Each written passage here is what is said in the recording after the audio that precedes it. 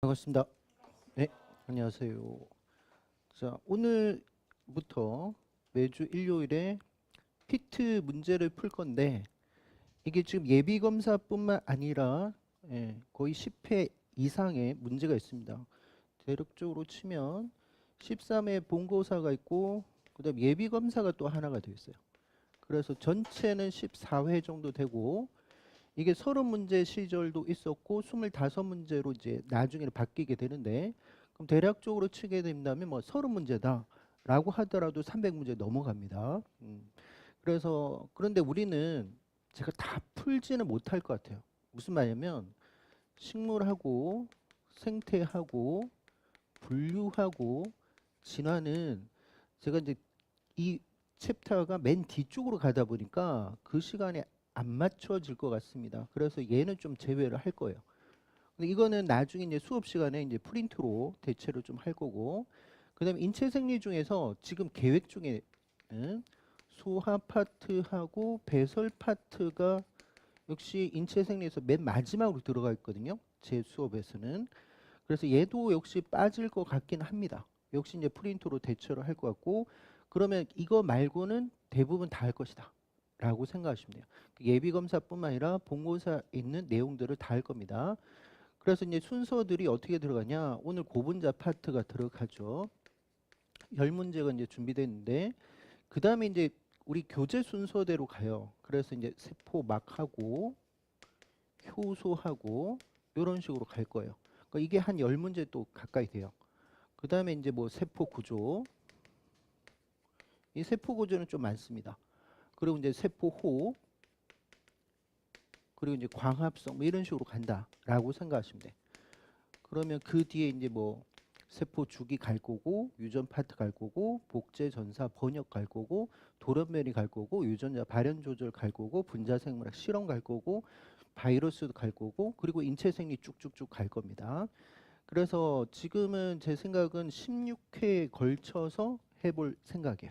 그러니까 16주 차로 갈 겁니다. 그리고 시간은 1시간 뭐 30분 정도를 소모할 것 같긴 한데 이건 약간 유동적이에요. 그래서 이제 문제를 풀어봤는데 좀 간단하더라라고 하면 1시간 내에 끝낼 수도 있고요. 어떤 파트들은 아마 면역 파트나 유전 파트들이 문제 수가 되게 많고 시간이 좀 오래 걸리다면 1시간 반이 아니라 2시간이 갈 수도 있습니다. 오늘은 뭐 1시간 또는 1시간 반 그 사이 갈 것 같아요. 중간에 한번 만약 1시간 넘어가면 쉬고 그다음에 뭐 좀 짧게 되면 그냥 바로 다이렉트로 이제 끝을 낼 수도 있습니다. 그렇게 생각하시면 되고 그다음에 이제 우리는 기본 수준만 해가지고는 이 기출 문제 수강이 안 됩니다. 그러니까 심화 내용까지 다 하셨다는 전제 조건 하에서 제가 갈 거고 그리고 우리가 편입을 대비하는데 피트 기출을 왜 보느냐라고 한다면 편입 문제 푸는 게 제일 좋긴 하죠. 편입 대비를 위해서는. 그러나 이제 문제는 편입 문제가 그렇게 많지가 않아요. 공개된 문제도 그렇게 많지 않고 복원된 문제가 또 퀄리티가 좀 떨어집니다. 복원이 잘못되어 있을 수도 있고 그런데 여기는 피트나 MD 같은 경우는 이미 검증을 한번 받았다고요. 국가에서 시험을 쳤고 또 역시 이제 이의제기도 다 받고 다 검증해서 나온 거니까 훨씬 좋은 문제가 많아요. 그리고 피트나 또는 MD 스타일의 문제를 내는 편입도 있습니다. 편입 대학교가 있어요. 없는 게 아니라고요. 그리고 또 생각해 볼 수 있는 게 피트나 미트디트 문제들이 모두 다 교수님들이 내요. 그럼 교수님들의 생각을 알 수가 있다고. 그리고 또 좋은 문제들이 많기 때문에 그래서 이제 피트 가지고 정리를 한다라고 생각하시면 되고 우리 교수님들이 도대체 어떤 거를 중시하는지 이런 거를 볼 수 있을 겁니다. 그래서 바로 들어갈게요. 그리고 제가 문제 푸는 시간은 이제 드릴 수가 없어요. 그래서 문제도 미리 나갔다라고 생각하시면 됩니다. 자, 그래서 1번부터 풀어볼게요. 이걸 제가 단원별로 이제 정리를 했습니다. 오늘은 이제 고분자 파트, 우리 교재에서 나왔던 고분자 파트를 정리한다라고 생각하시면 돼요. 자, 여기는 좀 화학 이야기다. 그렇죠? 아미노산 적정 이야기예요. 화학에서도 합니다. 그렇죠? 뭐 NaOH로 뭐 적정한다. 뭐 이런 이야기 나오죠. 뭐 염산을 적정한다. 이런 이야기 나와요. 근데 가만 보니까 아미노산 문제예요. 아미노산. 그래서 알라닌, 글루탐산, 리신 이 세 녀석을 가지고 실험을 합니다. 그래서 우리는 알라닌이라는 것이 세 글자로 이렇게 쓴다는 거 아셔야 됩니다. 그다음에 글루탐산은 이렇게 쓰죠. 그다음 리신은 이렇게 쓴다. 그래서 저는 세 글자 정도까지는 하셔야 돼요. 그리고 제가 봤던 편입 기출 문제 중에서 한 글자도 나온 적이 있어요. 의대 쪽에서 한 번.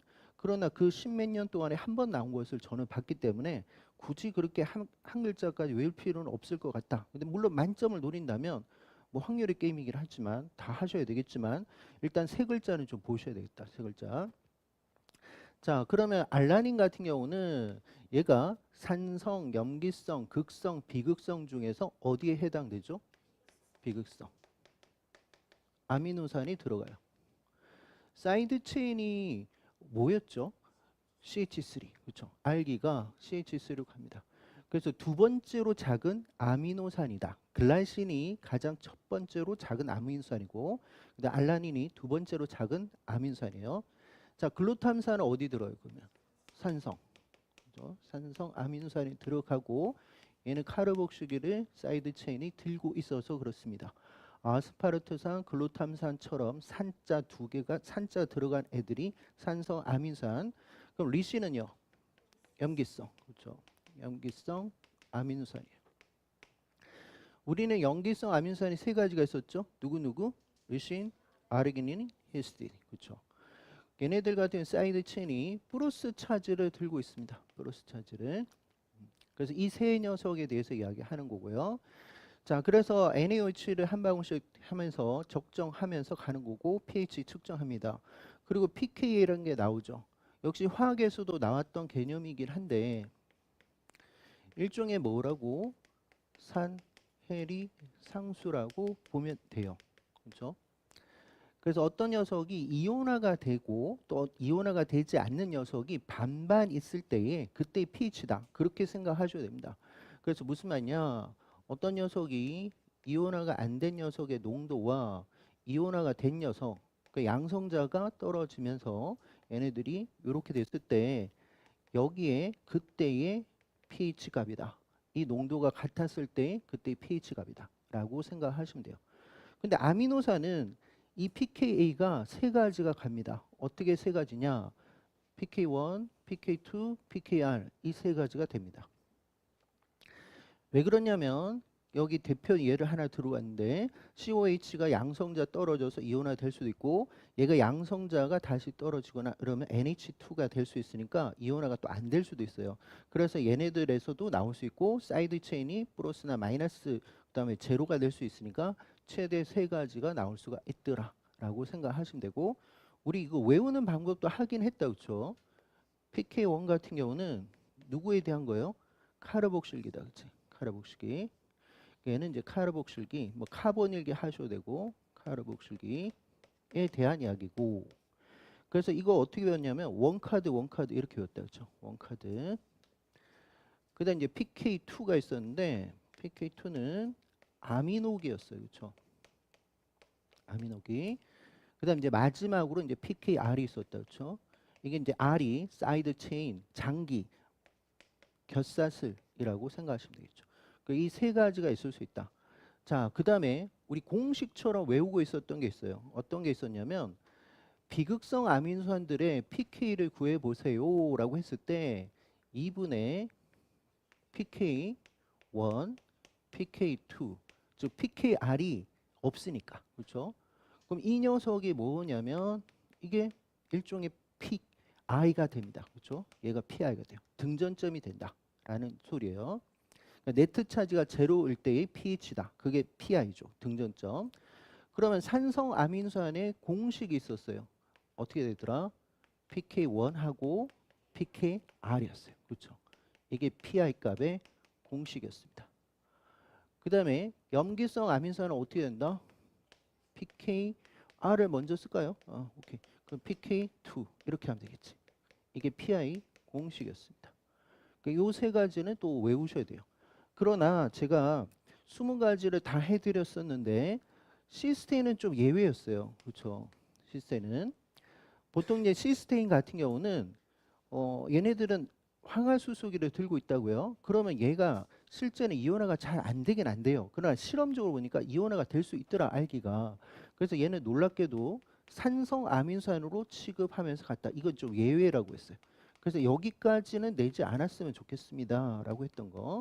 얘는 좀 예외다라는 거예요. 시스테는. 자, 그러면 어떤 걸 물어봤는지 볼게요. 얘네들은 여기 다 표현됐고요. 자, 그래서 각각의 A, B, C 하면서 PK1과 PK2, PKR을 다 소개했고 이걸 순서 없이 했다 했으니까 얘네들 중에 세 가지 중에 하나 집어 넣어야 돼요. 그런데 쉬운 거는 있다, 그렇죠? B를 딱 보니까 어때요? PKR이 없다, 그렇지? 그러면은 결과적으로 누구에 대한 이야기요?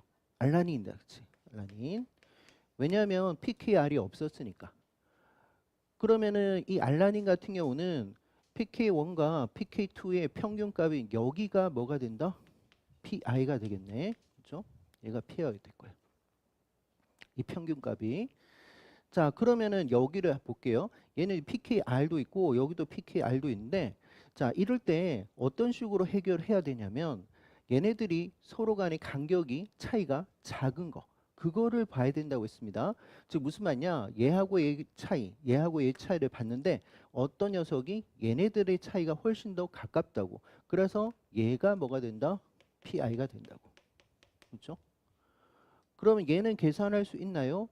3.2라고 하면 되겠다. 그렇죠? 평균값 하니까 2분의 2.2에 4.2. 그래서 얘는 3.2 이렇게 계산하면 되겠죠. 그렇죠? 그러면 이제 PI가 3.2, 즉 pH 7보다 낮다는 것은 산성 아민산이다. 그렇죠? 그래서 얘가 산성 아민산이니까 글루탐산이 돼요. 그러니까 산성 아민산들은 PI 값이 산성에 가깝구나라고 생각하시면 돼요. 그럼 남은 것은 이제 리신 하나밖에 없는데 그럼 결국 가까운 것은 여기다. 그렇죠? 그래서 얘가 PI 값이 돼요. 그럼 여기는 PI 값이 pH 7을 넘어가니까 염기성 아민산인 리신이 되겠죠. 그럼 우리는 A, B, C를 다 풀었다. 그렇죠?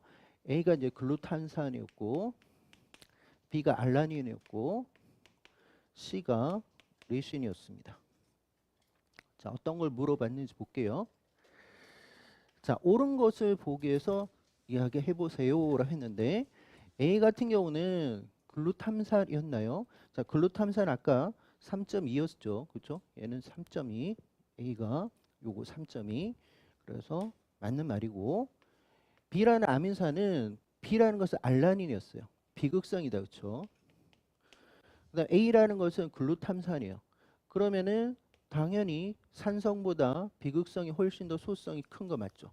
따라서 니은도 답이 돼요. C란 녀석은 리신이었습니다. 그러면 여기는 답이 5번이 돼요. 되겠죠? 자, 그럼 이제 두 번째 문제 풀어보겠습니다. 자, 역시 이제 고분자 파트에서 탄수화물 파트에서 냈습니다. 어떤 걸 냈느냐 보니까 요 네 가지를 냈네요. 글리코겐, 요즘은 글리코젠으로도 많이 부르고 셀룰로스, 뭐 요즘 또 셀룰로즈, 그다음 아밀로스 또는 아밀로즈, 그다음 키틴 요 네 가지를 구분하자라는 소리예요. 그럼 얘네들은 이제 구분을 좀 하면 글라이코겐, 글라이코젠 일단은 뭐로 구성되어 있어요? 알파 포도당으로 중합이 되어 있어요. 그런데 얘네들은 알파 1사 결합도 있지만 and 알파 16 결합도 군데군데 있더라. 가지를 치니까. 그다음에 얘네들 같은 경우는 구조형 다당류예요. 아니, 저장형 다당류예요. 저장 다당류.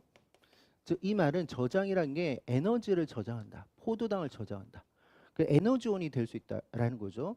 근데 구조 다당류의 대표 중에 누구예요? 셀룰로즈. 그래서 세포 벽을 형성하는 거 이런 것들.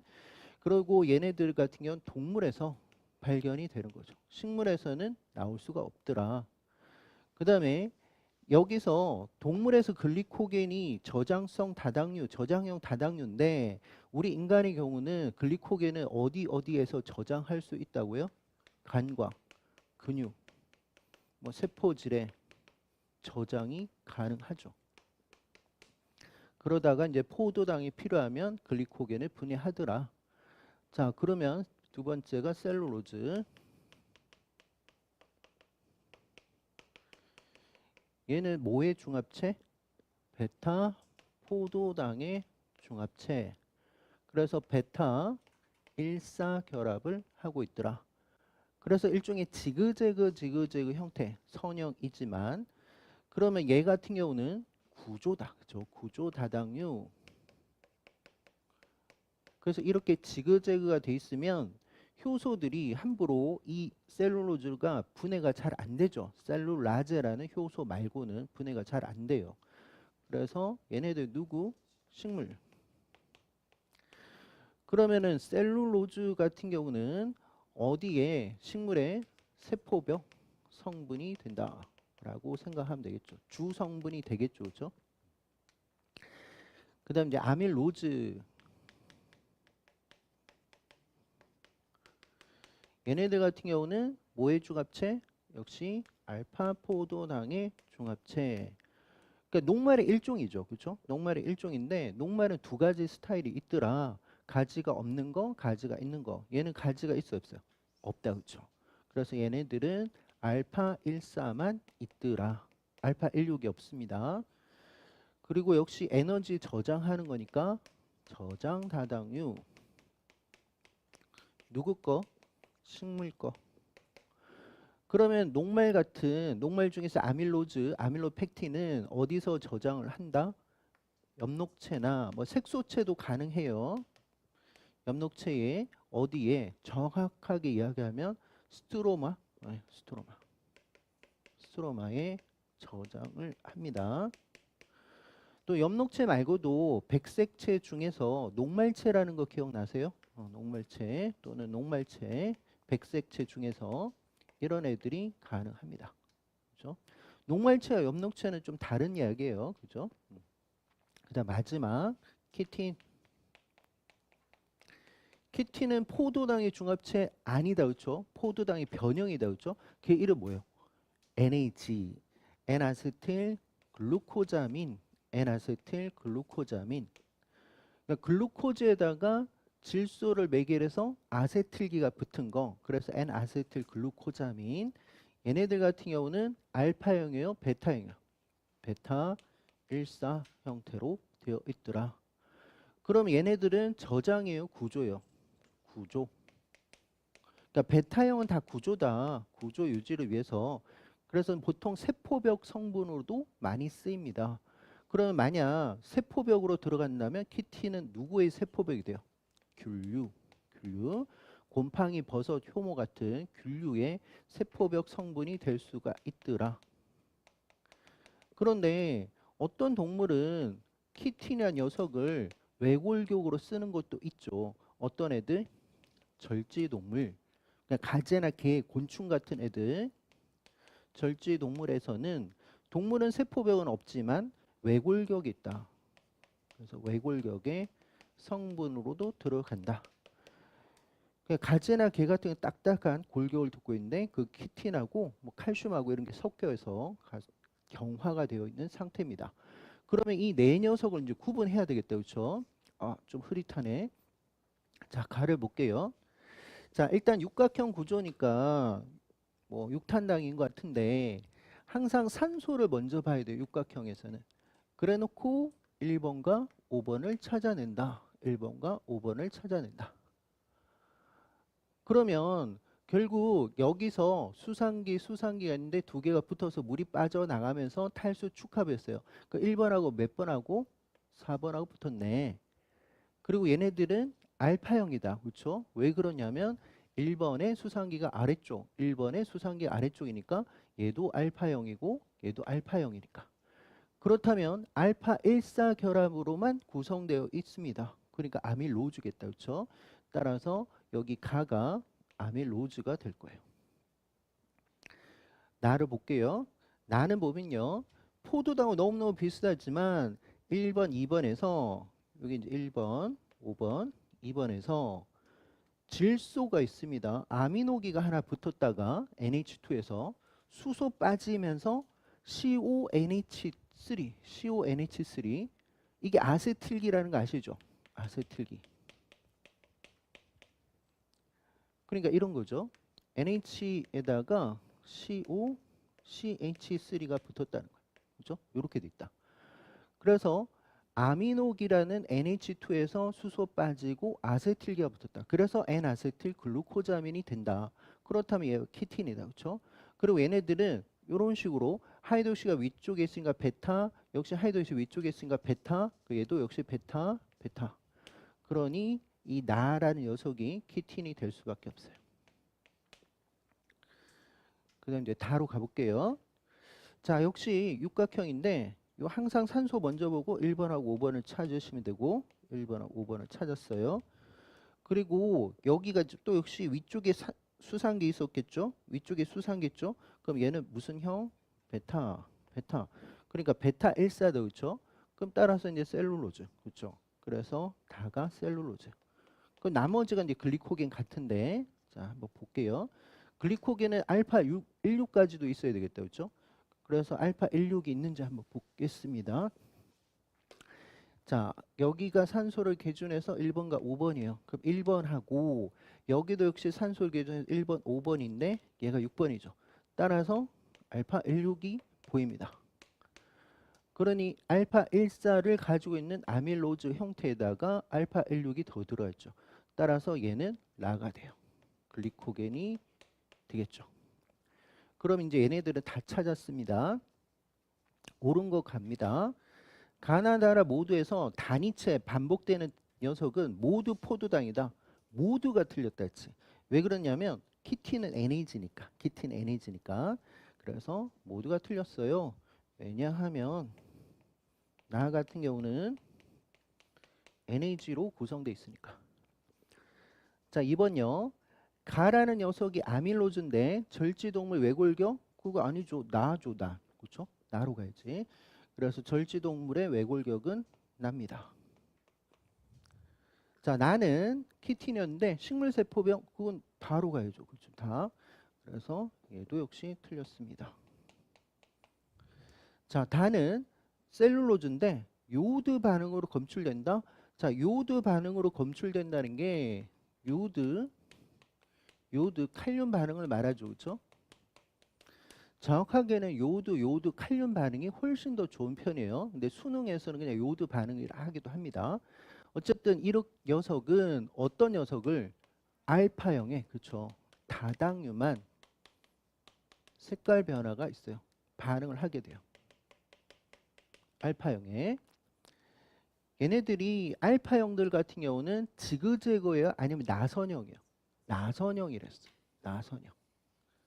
그런데 이 요오드가 이온화되면서 어디에 이런 데 쏙 들어간다고. 그렇죠? 그러면서 색깔 반응이 나온다. 그러니까 지그재그 형태인 셀룰로즈는 안 된다는 소리예요. 그러면 여기서 알파형은 누구냐?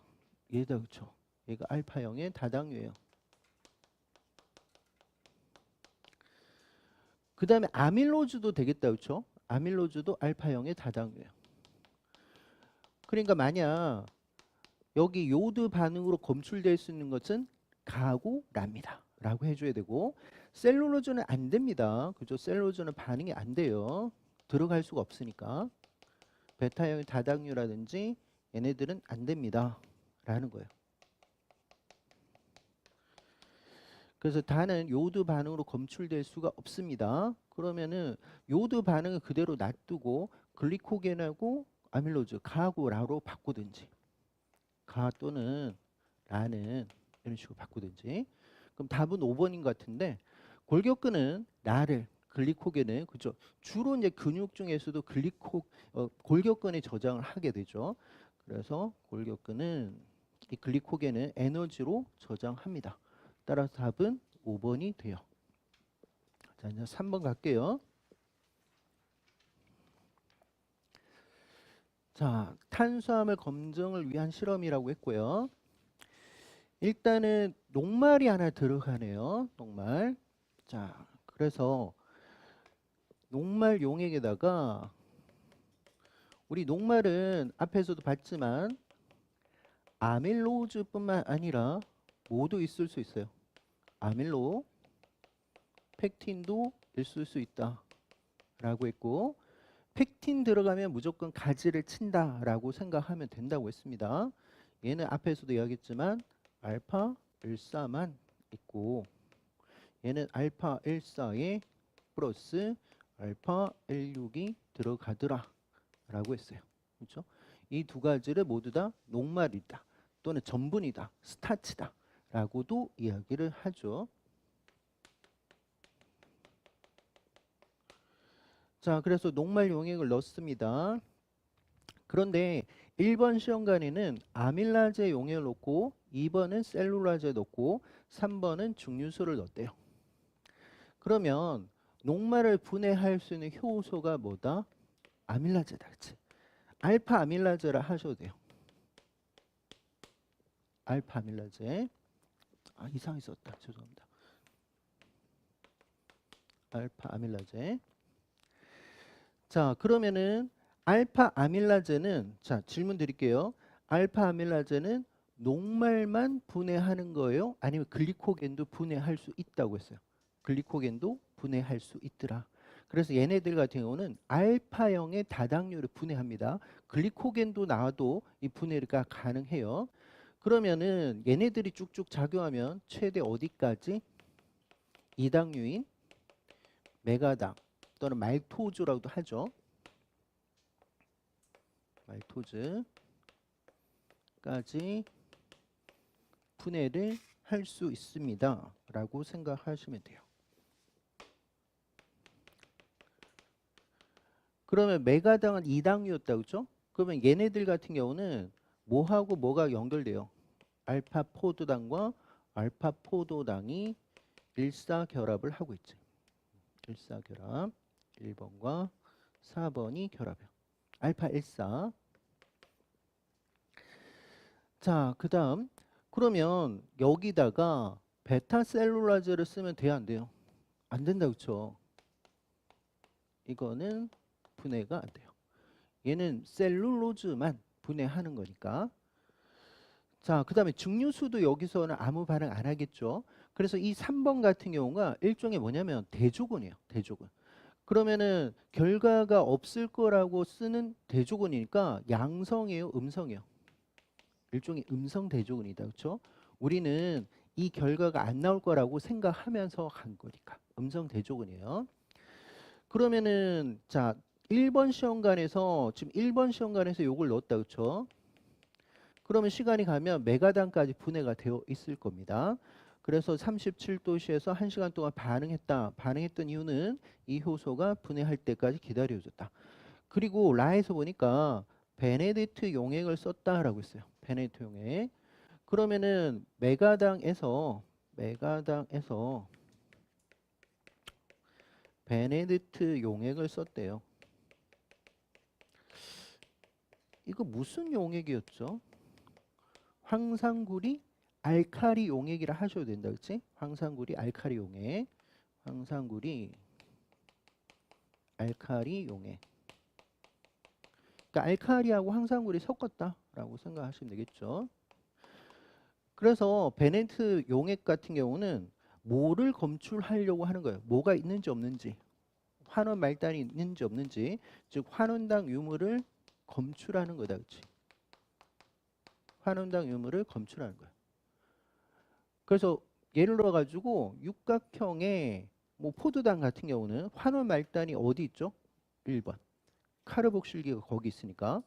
만약 뭐 오각형짜리 육탄당, 과당 같은 경우는 어디 있죠? 2번에 케토즈가 있으니까 카르본 있으니까. 자, 그러면은 메가당은요. 역시 1번이 프리하게 남아 있습니다. 그러다 보니까 색깔 반응이 된다 안 된다? 된다라는 거예요. 그렇지? 색깔 반응이 돼요. 색깔이 변화가 된다. 그러나 녹말은 반응이 안 되죠. 자, 우리 베네딕트 용액을 통해 가지고 환원당 유무를 검출하는데 누구누구가 될 수 있어요. 모든 단당류는 됩니다. 모든 단당류는 검출될 수 있어요. 모든 단당류는 환원당이라고. 그리고 대부분의 이당류는 환원당입니다. 그런데 오히려 예외적인 걸 아셔야 된다고 했습니다. 뭐를 제외한 이당류? 설탕. 하나만 더. 트레할로즈, 그렇죠? 트레할로즈를 제외한 이당류들. 그러니까 대부분의 이당류가 베네디트 반응이 돼요. 근데 설탕과 트레할로즈란 이 이당류들은 환원 말단이 사라지게 됩니다. 그러면 다당류는 돼야 안 돼요? 다당류 안 된다고 했습니다. 환원 말단이 없는 건 아니에요. 환원 말단이 한계가 있지만 색깔 반응이 나오지 않는다라고 생각하시면 돼요. 그러면 이 녹말 같은 게 다당류니까 순수한 녹말 가지고는 베네디트 반응이 돼야 안 돼요? 안 된다라고 생각하면 돼. 그렇죠? 자, 그래서 그 다음에 여기 보시면 이 온도를 이렇게 올려놨다, 그렇죠? 온도를 올려놨던 이유는 뭐예요? 네, 가열을 통해 가지고 여기를 훨씬 더 반응을 촉진하려고 했는데 베네딕트 용액 자체가 황산구리 알칼리 용액인데 이거 촉매제는 맞아요. 그러나 이게 효소는 아니지. 유기촉매가 아니라고요. 무기촉매라고 일종의. 얘네들은 무기촉매라고. 무기촉매제. 효소가 아니에요. 그러니까 3차 구조를 형성하지는 않는다고. 그래서 오히려 가열을 하게 되면 운동력이 빨라지니까 훨씬 더 반응이 좋아진다는 거야. 만약 효소 같은 경우에서 95도로 하게 되면 그냥 변성이지. 그럼 안 된다 그래요. 그래서 착각하지 않으셔야 되는 게 다해서 37도에서 한 것은 이 효소의 반응을 하기 위해서 한 거고 그다음에 여기서 베네이트하고 이 95도를 하는 것은 이 녀석 무기촉매제가 온도가 높으면 높을수록 반응이 더 좋으니까 그걸 하는 거예요. 물론 95도로 하게 되면 그 이전의 효소들은 다 변성돼서 활성이 없어집니다. 그래서 색깔의 변화를 관찰했는데 자, 우리 베네딕트 반응을 했을 때 이게 포지티브, 네거티브 색깔까지 다 외우고 있나요? 자, 여기 보시면 이 음성 대종을 줬던 게 교재마다 색깔이 양상이 좀 틀려요. 그래서 우리는 음성 대종을 통해서 그 색깔을 통해서 아, 이 색깔은 반응이 없었구나라는 걸 보여주겠죠. 그래서 우리는 3번을 먼저 봐야 돼요. 3번이 뭐라고 돼 있냐? 청록색이라 돼 있네. 그럼 이 말은 반응이 없었다는 소리예요. 반응이 없다는 의미예요. 음성 대종은. 그러면은 1번 같은 경우가 녹말을 하고 알파 아밀라제 그러면 색깔 반응이 나온 거죠. 그러니까 황적색이 반응을 했습니다라는 의미죠. 그렇죠? 라는 의미예요. 교재에 따라서 청록색을 뭐 청남색, 뭐 청람색 뭐 이렇게도 한단 말이에요. 뭐 황적색, 뭐 젓갈색 뭐 이렇게도 표현하는 교재도 있고요.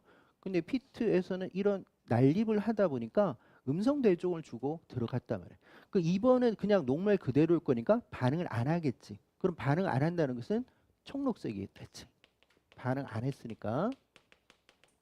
결국 왜냐하면 얘는 녹말 그대로 있을 거니까 반응을 안 했을 거니까 그대로예요. 그 기억은 이제 청록색이었습니다. 자, 그러면 여기서 옳은 거 볼게요. 자, 기억은 황적색이다라고 했는데 예, 청록색이었어요. 청록색. 그래서 청록색입니다. 녹말만 그대로 있을 거니까. 라이션과 1번에서 1번은 알파 아밀라제를 넣었단 말이에요. 그죠? 그리고 나서 무슨 일이 베네딕트 반응까지 갔어요.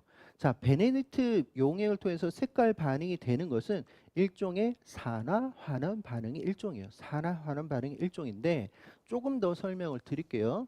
일단 이게 니은이 맞다는 소리인데 무슨 소리냐? 우리가 어떤 단당류라든지 이당 대부분의 이당류들이 환원 말단이 있단 말이에요. 근데 그 환원 말단이 어떤 거 있냐면 환원 말단이 알데하이드라든지 알데히드 케톤기처럼 카르보닐기 또는 카보닐기를 말하는 거죠. 그렇죠? 그러니까 예를 들어서 알도주 계통들은 알데하이드기, 케토주 계통은 케톤계를 들고 있잖아요. 그렇죠? 그런데 이 상태에서 어떤 게 들어가서 황산구리가 들어가서 그러니까 플러스가 들어가서 산화하는 반응을 통해서 구리가 어떻게 일가의 플러스로 환원이 된다고. 그렇죠? 그러면 지금 이 구리 입장에서는 이렇게 갔다는 것은 예, 산화수가 감소됐죠. 리덕션이죠. 환원. 그렇죠? 환원. 그러니까 환원 말단은 다른 애들을 환원시킬 수 있다. 그런 능력을 가졌다는 거예요. 그리고 또한 베네디트 용액 자체가 일종의 뭐라고 생각하면 돼요. 환원 말단을 산화시켰으니까 뭐라고도 할 수 있다? 산화제라고도 할 수 있겠네라는 거지. 그래서 얘는 일종의 또 산화제예요. 산화제. 됐죠? 그러면 산화제라는 것은 다른 물질을 어떻게 산화시키고, 그렇죠? 얘가 산화시켜. 그러면 이 환원 말단은 어떤 식으로 바뀌게 된다? COOH라는 카르복실기로 바뀌게 되더라. 카르복실기로. 그러니까 카본일기에서 카르복실로 가는 것은 산화 반응이죠. 그러니까 항상 환원만 일어나는 게 아니고 또 산화만 일어나는 게 아니라 짝반으로 산화, 환원 반응이 일어납니다. 그러면서 이 카르복실가 되면서 얘가 이제 침전이 되면서 색깔이 딱 나오더라. 뭐 그런 이야기예요. 그러니까 요 산화하는 반응이 일어나는 거 맞죠? 베네디트 반응이 일어나면 산화하는 반응이 일어난다. 자, 1번에서 아까 녹말에다 알파 아밀라제 썼던 거예요. 그런데 녹말 대신에 설탕을 썼어요. 설탕 아까 뭐라고요? 환원당이 아니다. 비환원당. 그러니까 1번하고 2번이 붙잡혀서 그런 거죠. 그래서 환원 말단이 사라지고 양쪽이 다 비환원 말단으로 딱 된 거. 자, 기억나세요? 자, 설탕 같은 경우 이당류인데 설탕 이당류인데 뭐하고 뭐로 구성됐어요? 포도당하고 과당, 플럭토즈라는 과당으로 돼 있지. 그렇죠? 근데 얘네들이 어떻게 결합했냐면 포도당은 알도제의 대표적인데 어떤 몇 번? 1번하고 과당은 케토즈인데 몇 번하고? 2번하고 붙었다라는 거야. 물론 이 순서를 바꾸셔도 돼. 과당과 포도당에서 2번과 1번. 그러니까 1과 2는 모두 다 환원 말단이 될 수 있는데 결합을 하니까 더 이상 카르보닐기가 없어요. 풀이한 카르가 없어요. 그 소리겠죠. 그럼 따라서 비환원당을 하게 되면 색깔은 황적색이 돼요. 그대로 청록색이 돼요. 반응 안 한다는 소리예요. 따라서 답은 1번이 돼요. 됐나요? 자, 이제 4번으로 가겠습니다. 자, 여기는요. 양이온 교환 크로마토그래피를 써가지고 했던 실험이네요. 그런데 어떤 녀석을 들고 왔냐라고 보니까 그렇죠. 이런 식으로 세 글자가 나온 적이 있다고요. 피트가. 아르기닌, 아스파르트산, 발린. 근데 얘네들을 가지고 이걸 펩티드 X라고 했는데 그냥 이걸 그냥 가수분해 있대요. 그러면은 이 용액 속에는 그냥 이 아민산 세 가지가 있다 이 소리예요. 그럼 다시 아르기닌 앞에서도 나왔다 그렇죠. 대표적인 염기성 아민산이에요. 아스파르트산 역시 산성 아민산이에요. 아스파르트산 글루탐산처럼 뒤쪽에 산자가 붙어 있는 애들 두 가지 산성 아미산. 그다음 이제 발린이다 그렇죠. 얘는 대표적인 또 비극성이다 그렇죠. 그래서 우리가 20가지들은 좀 분류를 할 때 산성, 염기성 달달하시고 극성까지 달달하시고 내가 잘 모르는 9가지는 다 비극성이에요. 그렇게 가셔야 된다고 했습니다. 자, 썰펑기. 근데 썰펑기가 중요한 게 아니라 마이너스가 일단 중요한 거예요. 얘를 포함한 수지가 일종의 레진, 고정사항이라고 생각하시면 돼. 그래서 양이온 교환 크로마토그래피를 썼어요. 출제자는 여기 마이너스 차지를 갖고 있는 이 수지가 양이온 교환 크로마토그래피라고 친절하게 해줬지만 실제 요거 주고 얘네들을 기억으로 해서 이게 양이온이냐 음이온이냐 이렇게 물어봐도 할 수 있어야 됩니다. 다시 가볼게요. 지금 우리는 양이온 교환이란 말을 빼면 안 된다라고 했습니다. exchange란 말을 꼭 붙이셔야 돼. 교환 크로마토그래피를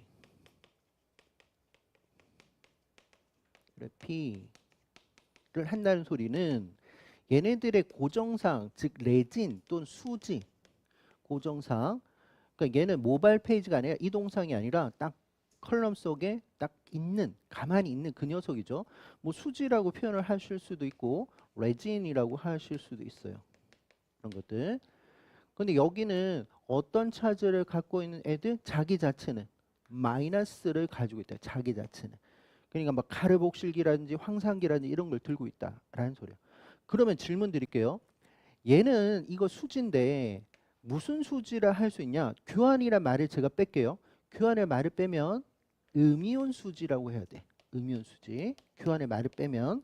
근데 만약 제가 교환이란 말을 쓰게 되면 뭐라고 해야 된다? 양이온 교환 수지. 그치? 양이온 교환 수지. 이게 서로 같은 말이에요. 같은 말. 근데 쌤, 음이온 수지라는 걸 알겠는데 양이온 교환 수지라고 왜 했나요? 라고 한다면 자, 어떤 애가 붙을 수 있어요? 플러스 양이온이 붙을 수 있다고. 그렇죠? 이 동상에다가 시료를 양이온을 넣게 되면 붙을 수가 있어요. 근데 이 녀석을 어떻게 떨어뜨리기 위해서 양이온하고 경쟁하는 녀석 보통은 어떤 거 넣냐면 나트륨 같은 거. 이런 것들을 나중에 넣어서 어떤 이렇게 요 플러스를 떨어뜨린다고. 그러니까 일종의 뭐가 돼요? 익스체인지 했어요. 나트륨과 양이온을. 그래서 양이온 교환 수지라고도 하는 거죠. 그러면 양이온 교환 크로마토그래피는 뭐를 분리하는 게 목적일까? 플러스. 그렇지. 플러스를 분리하는 게 목적인 거야. 얘네들의 목적은 얘의 목적은 플러스를 분리하는 게 목적이에요. 그러면 처음에 마이너스나 비극성들은 그냥 우르르 떨어지겠네. 그렇죠? 마이너스도 반발해서 우르르 떨어지고 플러스는 여전히 있다가 나중에 NaCl 같은 걸 농도를 높이면 내가 원하는 플러스를 얻을 수 있겠다라고 생각하시면 됩니다. 그러면은 아르기닌이 플러스 차지를 들고 있을 거고 산성 아민산은 사이드 체인은 마이너스. 그럼 얘는 네트 차지 뭐 제로라고 생각할 수 있겠죠. 보통 pH 7.4일 때. 자, 그랬을 때 여기 한번 볼게요. 요거 좀 은근히 어렵습니다. 가나다가 있는데 이거 분명히 저 세 가지 중에 하나일 거 아니에요. 그러면 우리가 생각할 때 가장 나중에 떨어지는 게 뭘까? 요 녀석이란 말이야. 그럼 얘는 우리는 양이온이 목적이라 했으니까 요게 될 가능성이 있겠다 했지. 그래서 시험장에 갔을 때는 얘가 아르긴이고 그다음 가장 반발이 센 아스파르트산이 먼저 떨어질 거야. 그리고 발린이 중간일 거야 라고 생각을 할 수는 있어요. 이 문제 뭐 여기 이 용출 용액을 안 보더라도 하실 수는 있습니다. 그런데 이게 좀 세밀하게 좀 보셔야 될 것 같아요. 어떤 걸 보냐면 각각의 A라는 구간, B라는 구간, C라는 구간에서 일루션 하는 그 용출 용액의 농도와 pH가 다 달라요. pH가. 저는 이 문제 가지고 여러 가지 막 다시 응용돼서 낼 수도 있을 것 같은데 무슨 소리냐면 예를 들어서 출제자가 용출용액 주는데 이거를 블랭크로 들어올 수도 있어. 근데 얘를 블랭크로 들어와요. 기억 니은으로. 그렇게 해서 A, B, C 중에서 어느 게 더 농도가 높니? 라고도 들어올 수 있을 것 같고 또는 저 같은 경우는 또 이렇게도 낼 수 있을 것 같아요. 여기를 블랭크로 들어와. 여기를 블랭크로 들어오고 그 다음에 A와 C 중에서 누가 더 pH가 높니? 낮니? 이렇게도 들어올 수 있을 것 같습니다. 그러면 얘가 의미가 좀 있다는 소리 같아요. 그렇죠? 자, 무슨 소리냐면 이거예요. 여기서 용출 용액을 A 용액을 놓다가 B 용액 두고 C 용액을 갔어요. 그러면 처음에 얘부터 좀 설명할게요. 지금 A에서 B, C로 갈 때마다 농도를 어떻게 했다고요? 올렸다는 말이야. 그렇죠? 근데 여기서의 농도는 뭐 생각하시면 되냐면 시트르산보다는 나트륨 위주로 생각하셔야 돼요. 나트륨. 나트륨. 그러니까 누구의 농도를 높였다라는 게 더 중요하냐면 나트륨의 농도를 높였다라고 생각합니다. 그러니까 이런 거예요. 자, 나트륨을 넣지 않으면은 여기 플러스가 잘 안 떨어지겠지. 그러니까 점점 어떻게 나트륨 농도를 높여야지만 내가 원하는 양이온이 떨어진다. 라고 생각하면 되겠죠. 그러면 여기가 어렵진 않다고. 얘가 0점이고 0.4라는 거. 요거 되겠죠. 그 다음에 이제는 pH로 좀 갈 거예요. 자, 이렇게 가면 갈수록 pH를 어떻게 했어요? 올렸네. 그렇죠? 올렸어요. 그러니까 산성에다가 조금씩 올려놨다고. 그러면 이렇게 생각하셔야 돼. 자, 우리가 pH가 3.2오면 정말 강산이에요. 강산. 그러면 이런 거예요. 자, 요 녀석들이요. 산성 조건에서 산성 조건시 누가 요런 아르긴이나 아스파르트나 발린 같은 경우 산성 조건이에요. 그러면 산성이라는 것은 양성자가 많다는 소리야. 그러면 얘네들은 원래부터 나는 플러스야. 7.4에서. 그런데 산성이다 보니까 더 플러스가 될 수도 있어. 근데 여기는 마이너스니까 얘가 제로가 될 수도 있어. 그런데 여기는 어떻게 플러스가 될 수도 있어. 양성자 자꾸 받을 거니까. 양성자가 많은 조건이니까. 그렇잖아요? 그러면 지금 산성 조건에서는 아르긴 같은 경우는 여기 어떤 거 양이온 교환 수지에 더 강하게 붙겠네. 그렇죠? 그런데 누구는 또 떨어질 수도 있어요. 아스파르트산은 떨어지지만 발린도 붙을 수 있다고. 발린이. 그러다 보니까 가장 먼저 떨어지는 게 누구라고요? 아스파르트산인 거야. 그런데 이 상태에서 시간이 가는데 pH를 조금씩 올리면 이제 점점점 가면 얘네들의 pH를 이런 식으로 올려준다면 pH를 올려주면 자기 원래 차지로 되돌아갈 거니까 이제 누구도 발린도 떨어지더라. 그 다음에 더 올리면서 나트륨까지도 하면은 양이온 교환이니까 얘조차도 떨어진다. 그렇게 생각하시면 돼요. 그럼 이제 이게 무슨 의미인지 아시겠지? 그러면 저는 또 하나 더 내볼게요. 어떤 거냐? 자, 여러분들 숙제일까? 만약 지금 우리는 양이온 교환을 했다고요. 만약 음이온 교환 크로마토그래피를 썼다고 할게요. 그리고 나서 용출용에 A, B, C가 있다 할게요. 가상의 A, B, C가 있다 하고 그러면 여기로 가면 갈수록 pH는 올려야 될까? 낮춰야 될까? 낮춰야 돼. 거꾸로 생각해야 돼. 거꾸로 생각해야 되는 거야. 낮춰야 되는 거야. 낮춰야 되는 거. 그 다음에 여기로 가면 갈수록 나중에 가면 갈수록 클로라이드의 농도는 올려야 돼요. 클로라이드 농도를 올려야 돼. 그렇죠? 음이온 교환이니까. 하실 수 있겠어요? 이 표현 안 해도. 자, 그러면 가나다는 아스파르트산, 발린, 아르기닌이었습니다. 그러면 아스파르트산, 발린, 아르기닌. 답은 5번이네요. 그렇죠? 자, 요 문제 좀 어렵지 않나요? 저는 정말 잘 냈다고 생각되고 이런 거 딱 볼 때마다 우리 교수님들 정말 존경스러워요. 한 문제 속에 여러 가지를 합작하면서 다 넣었어요. 여러 가지를 볼 수 있는 좋은 문제 같습니다. 그러니까 이게 가능한 것이 교수님 한 분이 내는 게 아니라 주도적으로 내시는 분도 있지만 여러 교수님이 같이 검증을 하면서 내다 보니까 좋은 문제가 탄생하는 거죠. 그렇다고 편입은 안 좋다 이런 건 아니에요. 근데 혼자서 하시다 보니까 검증을 좀 덜 받고 하다 보니까 아주 좋은 문제는 또 없다 하면 또 혼나겠는데 있어요. 있긴 있는데 이런 피트나 MD처럼 좋은 문제는 저는 좀 본 적이 좀 없습니다. 없다 할게요. 자, 효모 배양에서 단백질 X와 Y만을 포함하는 시료 X를 얻었대요. 그러니까 어떤 샘플이 있는데 거기에 뭐가 X라는 프로테인과 Y라는 프로테인이 있다는 거예요. 그림가는 X를 pH 7에서 겔 여가 크로마토그래피를 썼대요. 그러면 겔 여가 크로마토그래피 또는 뭐 여가란 말을 빼기도 합니다. 교재에 따라서는. 이거 고정상이 뭐였어요? 구멍이 뻥뻥뻥 뚫려 있는 구슬을 썼다. 그거를 뭐라 표현했다? 다공성 비드라고 했죠. 그죠? 고정상으로 다공성 비드 구슬을 썼다는 거예요. 근데 이 포화 사이즈 구멍의 크기가 다양할 수 있어요. 시료를 파는 회사에 따라서. 그러면 실험자는 거기에 맞춰가지고 포화 사이즈를 보고 이제 실험을 하게 돼요. 어쨌든 원리는 뭐였다? 분자량이 크면 이 구멍에 들어간다, 못 들어간다? 못 들어간다. 그래서 빨리 가고 분자량이 작은 애들은 이 구멍에 들어가서 왔다 갔다. 그거를 무슨 효과? 들르기 효과. 들어갔다 나갔다 하는 효과가 있다. 그래서 얘네들은 목적이 뭐냐면 분자량별로 분리하는 게 목적이었어요. 그런데 가장 먼저 분리되는 것이 뭐라고요? 분자량이 큰 거. 그렇지? 큰 거. 얘가 분자량이 작은 거. 전개 시간을 봤을 때 그러면은 그 데이터가 여기 나온 것 같은데 자 280에서 흑강도를 쟀습니다. 흑강도는 280 나노미터에서 자 280에서 측정한 이유는 뭐예요?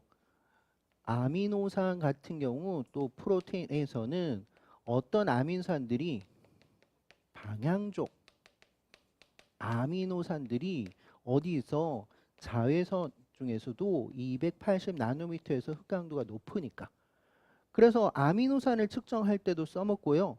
프로테인이 있는지 없는지 정량 분석할 때도 써먹을 수 있다라고 했어요. 그런데 조금 더 들어가 볼까요? 방향족에서 방향족 원래 몇 개의 아미노산으로 구성되어 있죠? 3개. 페닐알라닌 또 트립토판, 티로신. 그런데 페닐알라닌은 280에서 흑강도가 좀 낮습니다. 실제는. 그래서 페닐알라닌을 제외한 티로신이라든지 트립토판 이런 애들이 280에서 되게 흑강도가 높아요. 그러니까 페닐알라닌은 좀 낮아. 실제. 그 페닐알라닌 방향족이 아니란 소리는 아니에요. 자, 그러면은 자, 550은 나중에 보자고요. 그래서 여기 실선을 제가 노란색으로 다시 바꿔서 가면 이렇게 2개의 피크가 나옵니다. 그러면은 이 녀석은 분자량이 오른쪽에 비해서 되게 크고 얘는 작을 겁니다. 그렇죠? 그러면 일단 이 분자량을 어떻게 구해야 되냐면 표준 단백질이 또 하나 있어요. 표준 단백질. 스탠다드 프로테인. 자, 우리가 말하는 표준 단백질이란 게 뭐냐면 누군가에 대한 표준이 된다? 스탠다드 된다? 그 표준은 내가 다 뭔가를 다 알고 있어야 돼. 그러니까 무슨 말이냐면 우리 앞으로 이제 표준 단백질이 나오면 걔네들의 어떤 특성이라든지 어떤 분자량이라든지 이거 다 알고 있는 거야 라고 생각하시면 돼. 그래서 여기서는 뭐라고 생각하시면 되냐면 킬로달톤은 어떻게 알고 있는 녀석이다 라고 생각하시면 돼요. 알고 있는 녀석. 알고 있는 녀석이다. 됐죠? 그러니까 가상의 66kDalton과 45kDalton의 프로테인도 이 실험을 해봤어요 라는 소리야. 그래서 표시를 해줬습니다. 66kDalton은 여기서 검출되고요. 45는 여기서 검출돼요 라는 소리야. 그러면 이쪽에서 검출되면 66이고요. 이쪽에서 검출되면 45인 거야. 그러면 여기 있는 오른쪽에 있는 애는 45보다 어떻단 말이야? 더 작다는 소리고 여기 있는 녀석은 66보다 훨씬 더 큽니다 라는 의미겠죠. 누가 X인지 Y인지는 아직 모르겠어요. 자, 그리고 나서 나는요 S라는 게 시료 X예요. SDS가 포함된 게 이거 실제 분자생물학 파트에서 해야 됩니다. 그러니까 실제 우리는 세포 주기만 한 상태에서는 SDS 페이지를 잘 몰라요. 그러나 제가 간단하게는 제가 설명드린 것 같아요. 그래서 여기서 잠시 다시 하면 분생 파트에서 분자생물학 실험 파트에 더 자세하겠지만 SDS 페이지라는 게 있어요. 지금은 이렇게 합시다. 왜냐면 우리가 분자생물학 실험 파트까지 간 적이 없으니까 얘는 또요 분자량별로 분리해요. 쌤 그러면 겔 여가 크로마토그래피하고 같네요. 그렇네. 그렇게 생각한다면 같을 수 있네. 그런데 아까 겔 여가 크로마토그래피는 변성을 시킨 시료를 쓰는 게 아니에요. 근데 여기는 어떻게 하냐면 어떤 단백질에다가 반드시 SDS를 첨가해요. 그리고 끓이기도 합니다. 보일링도 해요. 그럼 다 무슨 소리예요? 프로테인을 변성시키겠다는 소리예요. 변성. 그러니까 겔 여가 크로마토그래피는 그냥 와일드 타입의 프로테인을 가지고 분리하는 건데 여기 있는 SDS 페이지는 그 시료에 있는 프로테인을 변성시키고 간다고. 그럼 프로테인은 변성이 됐다는 것은 1차 구조는 유지하지만 3차 구조는 사라진다는 소리예요. 즉 1차 구조를 만든다라고 생각하시면 돼. 1차 구조. 그러니까 겔 여가 크로마토그래피는 겔 여가 둘 다 SDS 페이지나 겔 여가 크로마토그래피나 분자량별 분리하는 건 맞아요. 그러나 여기 같은 경우는 그대로 자기 원래 상태 그러니까 변성이 안 된 상태 뭐 3차 구조를 하셔도 돼. 또는 뭐 4차 구조, 4차 구조를 갖고 있는 프로테인도 있을 수 있죠. 유지한 상태로 분리를 하는 거예요. 됐죠? 그러나 SDS 페이지는 SDS라는 강력한 음이온성 계면 활성제를 쓰고 보일링까지 하니까 펩티드 결합을 끊지는 못하지만 3차 구조, 4차 다 와야 돼요. 그 변성된 상태로 한다. 이렇게 좀 생각하셔야 돼. 그러면 다시 연습 한번 해볼게요. 어떤 가상의 단백질이 있습니다. 가상의 단백질이 있어요. 그럼 얘가 이제 3차 구조고 얘가 3차 구조로 할게요.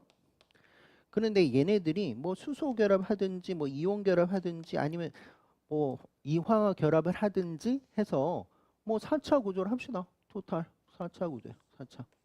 그렇죠? 4차 구조. 그런데 이렇게 했을 때 뭐 예를 들어 가지고 얘네들의 몸무게 킬로 달톤은 몸무게예요. 그냥 원자량이라고 생각하시면 돼요. 화학에서도 나올 겁니다. 달톤이. 그러니까 질량이라 생각하시면 돼. 예를 들어서 얘가 100킬로 달톤이라 하자. 뭐 그럴 수 있잖아요. 100킬로 달톤. 그런데 얘네들을 어떻게 변성을 시켜봤어. 변성. 그럼 얘네들은 이렇게 막 풀릴 거 아니에요. 그렇죠? 그럼 얘도 1차 구조, 얘도 1차 구조 이렇게 될 거 아니에요. 그렇죠? 맞죠? 그러면은 이 1차 구조만 얘네들의 몸무게를 측정하고 얘네들의 몸무게를 측정하면 어떻게 될 수 있다는 거예요. 50kg 달톤, 50kg 달톤 이렇게도 될 수 있다라는 소리인 거예요. 이해되겠어요? 그러면 이런 거예요. 겔 여가 크로마토그래피는 변성을 시키지 않은 거니까 요 형태로 분리가 된다는 소리고 SDS 페이지를 하게 되면 1차 구조 형태로 분리가 될 것이다 라고 생각하시면 돼.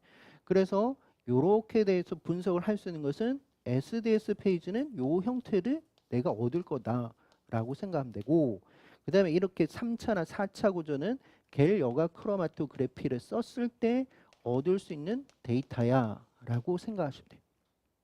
어려울 수도 있습니다. 왜냐하면 SDS 페이지를 배운 적이 없기 때문에. 자, 그래서 나의 데이터를 한번 볼게요. 나의 데이터를. 나의 데이터가 저렇게 나왔어요. 자, SDS 자체가 마이너스를 띄거든요. 그 모든 단백질을 마이너스화 시키면서 갑니다. 지금은 좀 어려울 수 있어요. 왜냐하면 SDS 페이지를 안 했기 때문에. 그래서 요렇게 이제 전개가 된 거예요. 전개. 그래서 이런 거예요. 분자량이 큰 애들은 천천히 가고 분자량이 작은 애들은 빨리 간다라고 생각합니다. 그리고 여기가 이렇게 99 뭐 이렇게 된 것 이것도 역시 표준 단백질을 통해서 확인해 주는 어떤 지시라고 생각하시면 돼. 그럼 이제 밴드가 두 개가 나왔거든. 두 개가 나왔는데 요 녀석이 아까 가하고 비교를 한번 해볼게요. 가하고 비교를 하면 여기처럼 35, 45보다 작은 요 부분이겠다. 그렇죠? 그러면 이 녀석이 뭐가 된다? 요게 될 가능성이 있어요. 그 다음에 그러면 아까 66하고 46에는 그 프로틴이 안 나왔거든. 그런데 여기는 뭐죠? 66하고 45 사이에 얘가 뭐가 있는 거야. 뭔가 좀 이상하죠. 원래는 우리 예상은 66보다 훨씬 더 크게 그다음 45보다 작게 이 두 가지가 나오면 딱딱 될 것 같은데 지금 이게 아니라 요렇게 됐어요. 그게 무슨 소리로 생각하시면 이런 거랑 마찬가지가 이런 거랑. 그러니까 이런 거죠. 얘네들은 여기 있는 녀석은 원래 4차 구조. 그러나 지금 SDS 페이지 하면서 1차 구조로 되면서 크기가 작아졌구나라고 생각해도 돼요. 이해될까요? 자, 그 다음에 하나를 더 보겠습니다. 자, 위쪽에 보면 우리가 안 봤던 게 하나 있는데 자, 보시면요. Y는요. 요게 결정인데 550에서 빛을 흡수한대요. 흡강한다는 소리예요. Y는. 그래서 요게 나온 거예요. 요게 점선이. 이제 빨간색으로 바꿔버릴게요. 점선이 나왔대. 그러니까 이제 피크가 하나밖에 안 나오죠. 그러면 이 녀석이 뭐라는 거예요? Y라는 소리야. 여기가 Y였군요. 그러면 이쪽은 S였다는 소리야. 맞아요? 그러니까 Y가 이 변성을 하기 전에는 66보다 훨씬 커요. 예를 들어서 100kg 달톤이에요. 근데 SDS 페이지라니까 이게 둘룩 뚝뚝뚝 떨어져요. 그러다 보니까 얘가 50kg 달톤 정도가 됩니다. 이 소리인 거예요. 그러면 역시 여기도 마찬가지죠. 이 녀석이 X란 말이고 이 녀석이 Y였다는 소리야. 그러니까 Y가 정상적일 때 얘네들은 최소한 3차 구조 여러 개가 붙어 있는 4차 구조였을 겁니다. 라고 생각하는 거죠. 그럼 X의 분자량이 훨씬 더 작습니다. X의 분자량 Y 분자가 크다고 했으니까 틀렸다. 그렇죠? 작다. 이형 갈게요. S에 있는 Y는 두 개 이상의 폴리페프티드 구성되어 있다? 맞죠. 3차 구조 이상, 그러니까 4차 구조였을 거니까. 됐죠? 그다음 디귿요. pH 7에서 x의 순 전하는 양의 값을 갖는다. 이거는 어떻게 구하지? 위쪽에 보니까 순 전하에 대한 이야기가 하나 나왔어요. 그러니까 우리는 지금 x만 좀 보자는 거죠. x란 녀석은 pH 8.5에서 순 전하가 0이라고 했어요. 그러니까 PI가 8.5라는 소리지. 그렇지? S는 PI가 8.5라는 거예요. 근데 출제자는 뭘 물어봤냐면 디귿에서 pH 7에서 어떻게 돼요? 라는 소리죠. 7에서. 자, 이렇게 생각하셔야 된다 했어요. 내가 PI가 8.5다. 난 8.5일 때 네트 차지 제로야. 근데 나보다 pH가 더 낮아졌어. 그럼 양성자 맞네? 그럼 플러스를 받을 수 있어. 그러면 얘가 어떻게 돼? 플러스를 가져. 라는 거지. 그러니 이것도 맞다는 소리예요. 따라서 답은 5번이 됩니다. 그렇죠? 그럼 좀 쉬었다가 합시다. 한 10분 정도 쉬겠습니다. 자, 그러면 6번부터 이제 풀어보겠습니다. 이제부터는 약간 이제 앞에서 나온 게 계속 또 반복이에요. 이 파트가 다 고분자 파트이다 보니까. 자, 아르기닌 오늘 계속 나온다, 그렇죠? 염기성, 아민산, 아스파르트산, 산성, 아민산, 루신, 비극성, 아민산, 세린은요, 극성 아민산. 특히 세린 같은 경우는 트레오닌, 세린, 티로신 같은 애들이 공통적으로 사이드 체인에 뭘 들고 있더라? 수상기, OH기를 들고 있다라는 것도 좀 보셔야 되고, 그래서 나중에 신호 전달 파트 가면 이 사이드 체인의 수상기에다가 뭐가 붙을 수 있다? 인산기. 그래서 인산화의 대상이 되는 녀석이 티로신, 세린, 트레오닌 이 세 가지다라는 거죠. 그러니까 나중에 오면 수용체 보면 세린, 트레오닌, 카이네즈, 수용체 뭐 이런 것들을 배우게 되고요. RTK, 최근에도 하지 않았나? 리셉터, 타이로신, 카이네즈 뭐 이런 것들을 배우게 됩니다. 자, 여가지 아민산 혼합물을 접점한다. 접점은 스파팅, 찍는다라고 생각하시면 돼. 접점은 스파팅이라는 거예요. 스파팅. 찍는다. 그 다음에 6.5를 통해서 전기용로 하고요. 그 다음에 한 번 더 하네요. 일종의 2D 같은 거다. 그렇죠? 2D를 하는 것 같은데. 자, 처음에는 전기용동 했어요. 그러면 자, 우리가 pH 6.5일 때 거의 뭐 pH 7이라고 생각한다면 염기성 아민산의 차지가 네트 차지가 어떻게 된다? 플러스를 가지고 있을 거고 얘는 마이너스를 가지고 있을 거고 얘는 제로일 거고 얘도 제로라고 보셔도 되겠죠. 그렇죠? 둘 다. 그러면 당연히 전기용동은 플러스 마이너스 차지를 가지고 이용해서 가는 거예요. 그럼 이때 전기용동 했을 때 플러스 쪽에는 누가 이동하고 산성이, 마이너스 쪽은 염기성이 이동할 것이다 라고 생각하면 돼요. 자, 아직 요거 안 했지만 바로 데이터로 갈게요. 자, 보시면 여기다가 이제 처음에 딱 넣었어요. 그래 놓고 전기용동 하는데 얘가 이쪽이 플러스고 여기를 마이너스를 걸었어요. 그러면 플러스로 간다는 것은 어떤 애가 마이너스가 마이너스. 그러면 지금 간 게 누구죠? 얘다, 그치? 그래서 얘가 아스파르트산이야 라는 것을 알 수 있어요. 리을이. 그러면 위쪽으로 간 녀석 요게 기억이네. 그럼 얘 같은 경우 플러스를 갖고 있겠네. 이게 아르기닌이야. 아르기닌. 그래서 얘가 아르기닌입니다 라고 생각하면 돼요. 그 다음에 니은과 디귿은 이 전기용동할 때 거의 이동을 안 했다는 소리예요. 그렇죠? 그러면 전기용동이 끝나고 나서 얘를 이제 90도 회전하면서 다시 크로마토그래피를 이렇게 전개 방향 요렇게 했다는 거예요. 그러면 이렇게 가게끔 했다라는 소리겠지. 그래서 얘네들이 요렇게 갔다는 거예요. 그러면 잘 보십시오. 만약 크로마토 전개를 하는데 이 용매가 친수성 용매를 썼다면 플러스나 마이너스 차지를 갖고 있는 얘네들의 거리가 멀었겠지.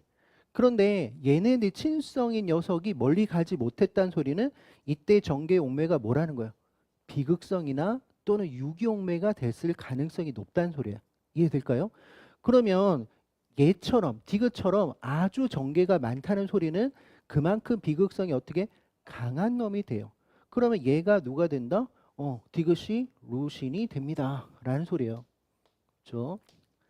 그 다음에 그나마 좀 극성이 좀 떨어지는 얘가 니은이 됩니다. 라는 소리겠죠. 이해될까요? 그런데 그 두 번째 전개를 했을 때 그 용매 한번 확인 한번 해볼게요. 자, 용매 한번 확인하겠습니다. 자, 여기를 보니까 뭐 90도 회전해서 전개 용매를 썼는데 얘가요, 부타놀, 아세트산, 뭐 피리딘 이런 걸 썼대요. 그럼 일단 물은 아니에요, 그렇죠? 부탄올이니까 수상기 같은 산소 들고 있겠네. 그러니까 실제는 이 용매가 뭐라고 생각하면 유기용매는 맞아요. 왜냐면 탄화수소 계통 아니니까. 그러면 얘는 유기용매인데 얘가 탄화수소 계통이 죄송합니다. 유기용매인데 얘네들은요. 극성 용매도 있고 비극성 용매도 있어요. 근데 부탄올이 들어갔으니까 극성 용매는 맞아. 부탄올이 들어갔으니까 그렇죠. 극성 용매. 그러나 물보다 비극성이 어때요? 더 커요. 그렇죠? 비극성이 더 커. 그러니까 어떤 애들을 잘 녹이냐면 비극성의 애들을 더 잘 녹이고 간다 이 소리니까 항상 물을 기준해서 보시는 거예요. 그래서 만약 나는 부탄올 아세트산이 어떤 성격인지 몰랐다 친성인지 내가 어떻게 알아요 라고 하셨다면 아까 제가 처음에 분석하는 거 있었죠. 친성 애들이 잘 못 움직였다고. 그러면 비극성 애들이 더 잘 갖겠구나. 그래서 얘네들 같은 경우는 비극성들의 용해를 더 잘 시키는 유기용매의 계통이구나 라고 생각하시면 돼요. 그러면 기억년 디귿 리얼 순서대로 했으니까 아르긴 세린 루신 아스파르트산으로 가겠죠. 그러면 답이 아르기닌, 세린, 루신. 답은 3번이네. 그죠? 3번. 11번 갑니다. 7번으로 갈게요. 자, 이온 교환 크로마토그래피. 자, 이온 교환입니다. 그리고 단백질 A, B, C가 있대요. 그래서 여기 또 자료를 친절하게 또 설명해 놨습니다. 만약 표면 순 양전하를 띤 단백질은 음전하를 띤 양이온 교환 수지에 결합을 하고, 그쵸? 플러스는 당연합니다. 그 다음에 이제 반대로 가면 음전하를 띠고 있는 녀석은 양전하를 띠고 있는 어떤 거? 음이온 교환 수지에 결합합니다. 우리는 이미 알고 있었던 내용이에요. 자, 다시 여기다가 표시만 좀 하면 음전하를 띠고 있는 요거 좀 설명하는 거예요. 음전하를 띠고 있는 어떤 녀석 양이온 교환 수지라는 거죠. 요거 아까 이야기하는 거 그거죠, 그렇죠? 지금 어떤 이야기? 요거 한 거예요. 요거. 그럼 얘는 양이온 교환 수지 크로마토그래피라고 하면 되겠다, 그렇죠? 자, 그 다음에 각각의 pH에 따라서 A, B, C의 순 전하를 표현해주고 있습니다. 이렇게 이제 표현했어요. 그러면 우리는 예상을 할 수가 있을 것 같은데 A 같은 경우는 여기가 뭐가 돼요? 얘의 PI가 될 거고 B는 여기가 PI가 될 거고 C 같은 경우 여기가 PI가 되겠지. PI라는 것은 네트 차지가 순 전하가 제로일 때 그때 pH를 말하니까 됐죠? 자, 그러면 계속 볼게요. 이제 실험이 들어갔습니다. 완충용의 pH 8로 기억 이온 교환 수지 지금 양이온인지 음이온인지 이거 맞춰야 될 것 같아요. 자, 그런데 8이라고 했어요. pH 8. 그러면 다시 가볼게요. 앞에 pH 8이면 여기 아니에요? 이게 pH 8. 그럼 pH 8일 때 A나 B나 C가 모두 다 뭐를 가지고 있다? 마이너스. 근데 누가 더 마이너스가 더 강할까? 더 밑으로 가 있는 C가 훨씬 더 강하겠지. 그럼 예를 들어서 얘가 마이너스 하나가 있다고 하면 얘는 적어도 2개가 있어 줘야지 말이 맞는 거고 얘가 적어도 한 3개가 있어야지 말이 맞는 거죠. 그렇죠? 그렇다면 이런 애들을 결합을 시켜야 돼요. 결합을. 그러면 마이너스가 붙기 위해서는 어떤 걸 써야 될까? 이거 쓰면 돼요? 안 된다고. 그렇지? 그러면 결과적으로 요거 써야 된다고. 요거. 요 녀석 써야 되겠네. 그래서 얘를 써야 돼요. 즉 플러스 차지를 갖고 있는 녀석을 써야 돼요. 그래야지만 이 마이너스가 와서 붙고 나중에는 얘가 클로라이드나 이런 애들하고 경쟁해서 떨어져요. 그럼 얘는 음이온, 그렇지? 음이온 교환 크로마토그래피를 써야지만 얘네들이 붙을 수 있어요. 그렇다면 여기서 실험은 음이온 교환 수지를 썼다라고 해주는 게 맞겠다, 그렇죠? 왜냐면 얘네들 다 붙을 수 있는 건 요것밖에 없으니까. 자, 그다음. 그리고 나서 pH 8에서 NaCl 농도를 증가시키면서 컬럼 단백질을 했더니만 그렇죠. 우리 생각이 A가 아까 마이너스 하나, 얘는 마이너스 두 개, 얘는 마이너스가 세 개 이렇게 되니까 누구의 농도를 높이면 높일수록 NaCl의 농도를 높이면 높일 때 그때 떨어진다. 자, NaCl 농도가 나와도 되지만 그냥 클로라이드 농도가 나와도 된다 안 된다? 된다라는 소리지. 그렇죠. 클로라이드만 써도 돼요. 어. 자, 그러면 해결이 됐고, 그러면 기억은 양이온이에요? 아니죠. 음이온이지. 음이온. 그래서 음이온 틀렸어요. 자, 그 다음에 pH 7.5. 아까 실험한 거하고 좀 pH가 또 달라진 거 아니에요? 자, 7.5. 한 번 더 가면. 아까는 8을 이야기했죠. 그럼 7.5는 여기네. 7.5. 그렇다면 그때의 A는 뭐를? 뭐 플러스를 합시다. 플러스. 그 다음에 그때의 B는 뭐 마이너스. 그때의 C는 마이너스 두 개를 할게요. 이렇게 표현할 수도 있겠죠.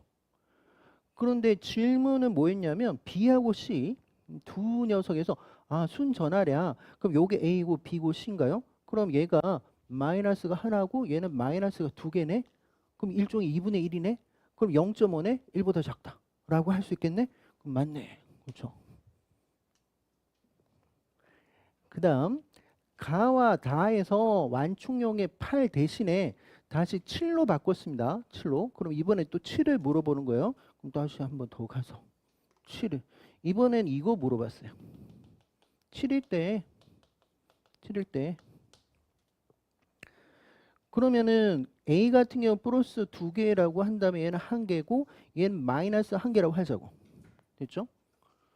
그러면 C라는 녀석은 여전히 마이너스니까 음이온 교환 수지의 결합을 여전히 할 수는 있어요. 그렇지? C는 붙을 수도 있습니다. 마이너스니까.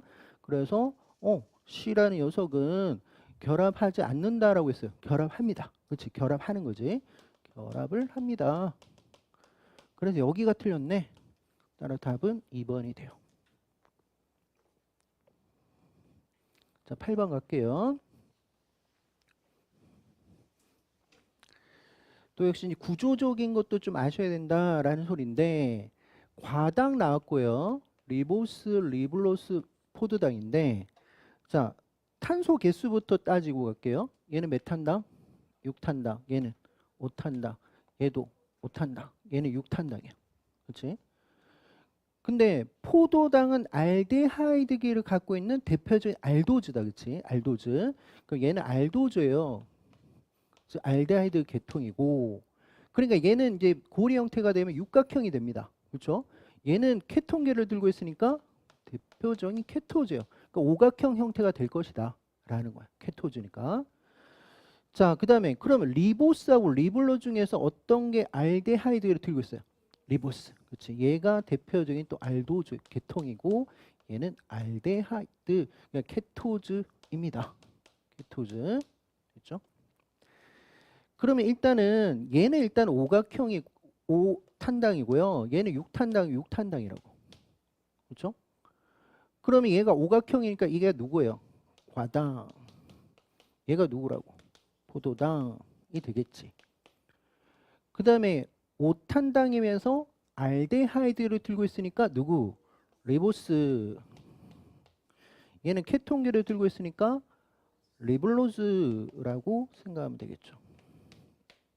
이제 구했어요. 뭐를 물어봤는지 볼게요.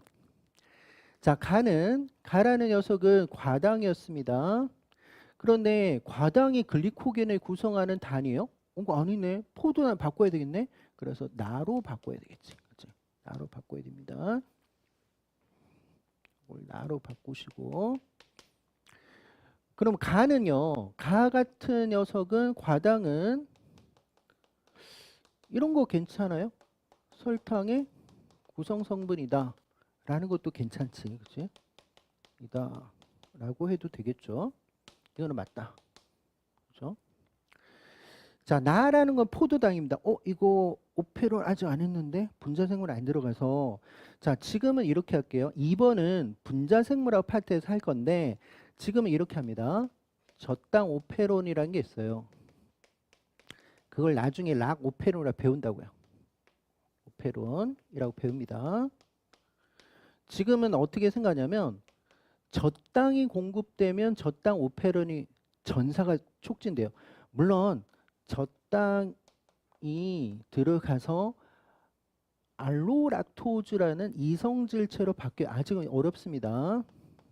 즉, 이 녀석이 어떻게 하면 여기는 락오페론을 전사를 막 시켜요.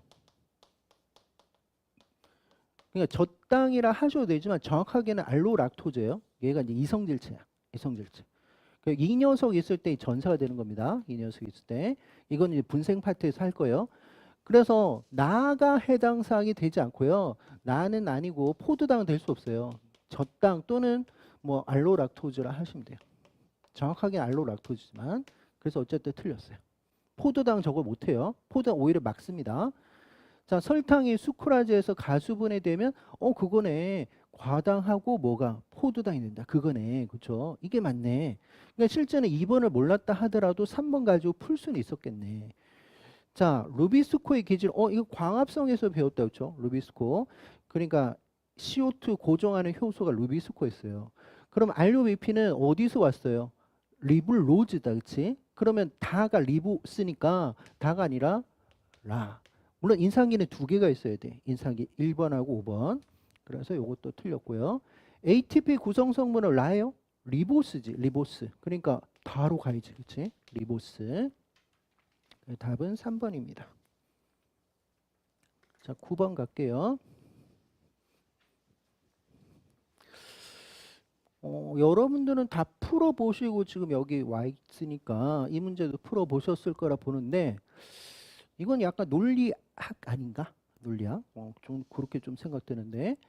자, 일단은 13개의 아민산으로 구성되어 있는 어떤 펩티드 P가 있대요.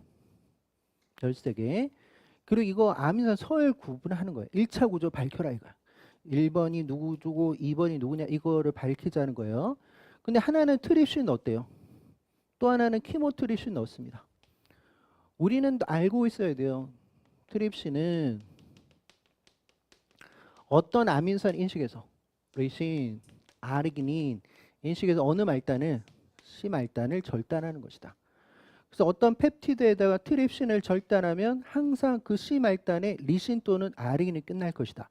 그런데 만약 트립신을 처리했는데 그 펩티드가 나왔는데 리신과 아르기닌이 끝나지 않았다. 그 녀석 뭐예요? 맨 끝에 있다. 맨 끝에 있다. 그 다음 이제 키모트립신. 얘는 어떤 녀석이죠? 방향족 아미노산을 인식해서 어느 쪽을? C 쪽을. 그렇지.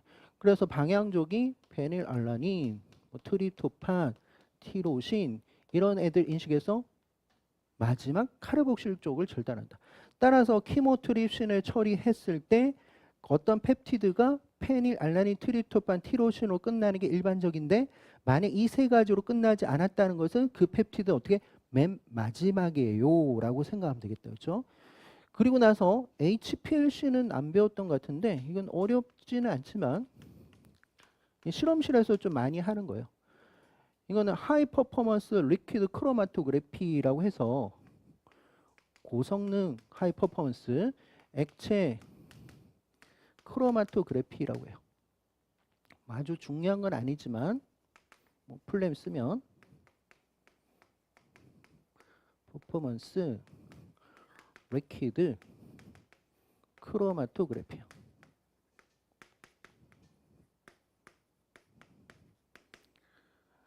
어쨌든 액체 크로마토그래피인데 뭐 성능이 좋다, 뭐 속도도 좀 빠르고 그런 불리하는 우리가 알고 있는 그냥 일반적 크로마토그래피에서 조금 더 하이급이다, 퀄리티가 높다라고 생각하시면 돼요. 그래서 그 펩티드를 분리해가지고 아미노산 서열까지 갔대요. 결정까지 했습니다. 보통 에드만 분해법을 하겠죠, 그렇죠? 에드만 디그레데이션. 그러니까 아미노산 서열을 결정하는 대표적인 실험 방법이 에드만 분해법이야. 물론 생어 방법도 쓸 수는 있어요. 근데 그 생어 방법은 첫 번째 아미노산만 분석하고 끝나기 때문에 에드만 분해법을 주로 쓰긴 하죠. 자, 그래서 한번 볼게요. 일단 트립신을 처리했을 때 세 개의 절편으로 나왔대요. 세 개의 절편. 그러면은 뭐를 봐야 되냐면 이 끝을 봐야 되겠다, 그렇지? 리신과 아르기닌으로 무조건 끝날 것인데 어떤 거? 요렇게 끝났다는 것은 결국 이게 뭐예요? 마지막. 이게 엔드구나. 마지막 절편이구나. 마지막에 있었네. 그럼 T1과 T2가 이게 첫 번째는 두 번째인지 모르겠어요. 아직 순서는 모르겠다. 그렇죠? 그 다음에 이게 13개는 맞아요? 13개 맞겠지? 하나, 둘, 셋, 네 개, 다섯, 여섯, 일곱, 여덟, 아홉, 열, 열하나, 열둘, 13개. 13개 그대로고. 근데 이번에는 똑같은 녀석을 키모트립신을 했습니다. 그러면 당연히 이 세 개로 끝나야 될 건데 이게 아니면 맨 마지막이라고. 그랬더니만 얘네들 티로신, 다 있네. 아, 이거 안 보여줬네. 얘구나, 얘. 그렇지. 얘가 안 보여줬으니까 이게 마지막 절편이야. 안 보여줬으니까. 나머지는 저기로 다 끝났으니까. 자, 그러면 이제 그러면 얘하고 얘가 같다는 소리 아니에요? 얘하고 얘가. 근데 숫자 세 알려볼게요. 하나, 둘, 셋, 네 개, 다섯, 여섯, 일곱, 여덟, 아홉, 10개. 13개니까 3개가 남는다 했지. 그러니까 여기에 3개가 있었어요. 라는 소리예요. 3개가. 그 3개를 어떻게 찾아내야 돼요? 요거로 가면 되겠다 했지. 요거로 그대로 쓰면 되겠다 했지. 그러니까 글라이신, 갈린, 트레오닌 요렇게 갑니다. 라는 소리예요. 그러면 이제 다시 추론하는 거예요. 여기 글라이신 앞에는 뭐가 있다는 거야? 티로신. 그죠? 티로신. 그럼 이제 쭉 가서 티로신 여기도 있고 여기도 있네. 그럼 일단은 얘는 아니라는 소린 거지. 얘는 아니에요. 그럼 여기 요거 다음에 연결된 이거 아니면 얘일 것이다. 라는 것까지 했습니다. 그럼 이제 어떻게 해야 되냐? 자, 요렇게 갑시다. 티로신 앞에 얘나 얘로 시작이 됐겠지. 그러니까 리신과 아르기닌으로 시작될 거예요. 그럼 여기를 한번 보자고요. 얘를 보니까 이것도 안 보여줬네. 그럼 여기 한번 볼게요. 발린. 이거 아니라고. 지금 무슨 말이냐면 이거 앞에는 얘 아니면 얘로 가야 된다고. 근데 얘네들을 보니까 얘는 안 보여줬지만 얘는 발린이야. 그럼 이건 아니야. 그러면 얘가 몇 번째라고? 얘가 1, 2, 3, 네 번째였다면 그 다음 누구였다고? 얘라는 소리네. 그치? 얘라는 소리야.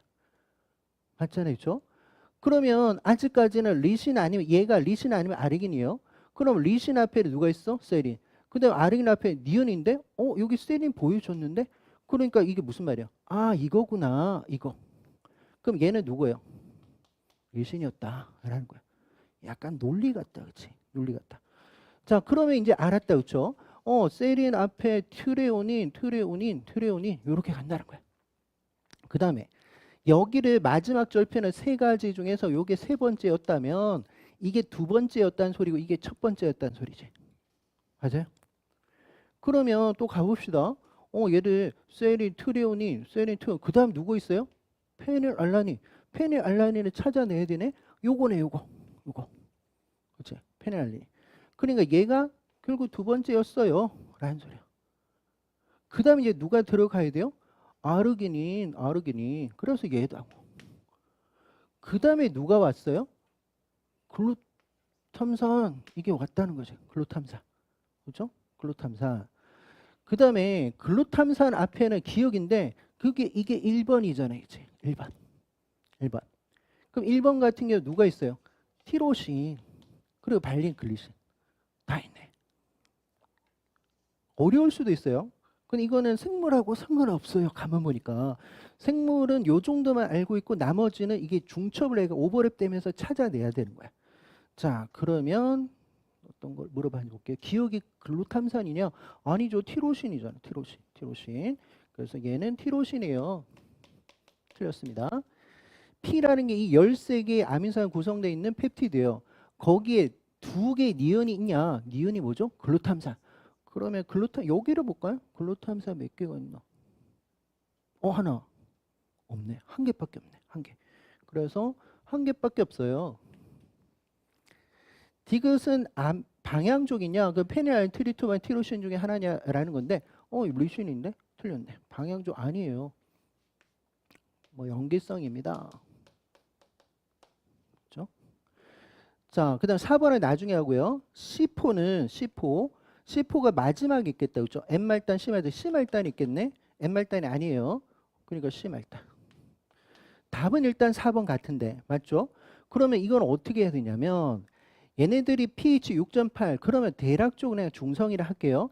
거기서 양의 값을 갖느냐라고 했어요. 그러면 얘 가지고 해볼까요? 얘 가지고 해볼까? 플러스 마이너스만 표시를 잘 하시면 돼요. 자, 녹색으로 가볼게요. 쭉 가가지고 플러스 마이너스인지 이 플러스 하나 있네. 하나 있어요. 쭉 가볼게요. 없어. 여기 마이너스가 있네. 아르기닌 플러스네. 그죠? 없고. 플러스 두 개, 마이너스 하나. 그럼 토탈은 플러스 하나네. 그죠? 그래서 얘네들을 합쳐보니까 플러스 하나가 있어요. 플러스. 그래서 6.8일 때 양전화를 띈다. 맞죠? 그죠? 답은 4번. 자, 10번 갑니다. 오늘의 마지막이에요. 2023년도가 마지막이었습니다. 피트가. 그 마지막 전 단계인데 이때부터는 용어들이 다 영어식으로 바뀌었어요. 캠벨 측도 영어식으로 바뀌듯이. 그래서 예전에 메티온이라는 말이 많았는데 메사ion이 이런 식으로 바뀌었습니다. 어쨌든 MET를 말해요. 그 다음에 숨겨왔네. 기억년 디귿. 근데 이게 순서대로 됐다고 했어요. 그럼 여기 S를 가지고 있어 얘가 누구예요? 메사ion이. 그 다음에 숨겨왔던 기억과 니온과 디귿이 연결됐다. 알 수 있는 거 하나 찾았어요. 니은이 찾았다. 그치? 왜냐하면 방향 쪽에다가 수상기가 있으니까. 얘 누구예요? 티로시. 근데 기억 같은 경우는 카르복실을 갖고 있으니까 산성이라는 정도는 압니다. 그 다음에 얘가 플러스를 가지니까 염기성이라는 정도는 알아요. 근데 산성이 누군지 염기성이 누군지는 실제는 외우진 않았죠. 외우지 않으셔도 되기는 한데 얘는 누구냐면 글루탐산이네. 얘는 누구냐면 리신이에요. 실제 리신, 아르기닌, 히스티딘 있죠. 이게 저는 이제 이걸 외울 수밖에 없는데 이게 순서대로 다 플러스는 맞아요. 플러스는 맞는데 얘가 NH3 플러스고요. 얘가 NH2 플러스고 얘는 NH 플러스야. 그 플러스가 하나씩 하나씩 해서 뭐 수소가 하나씩 하나 빠지는 구조예요.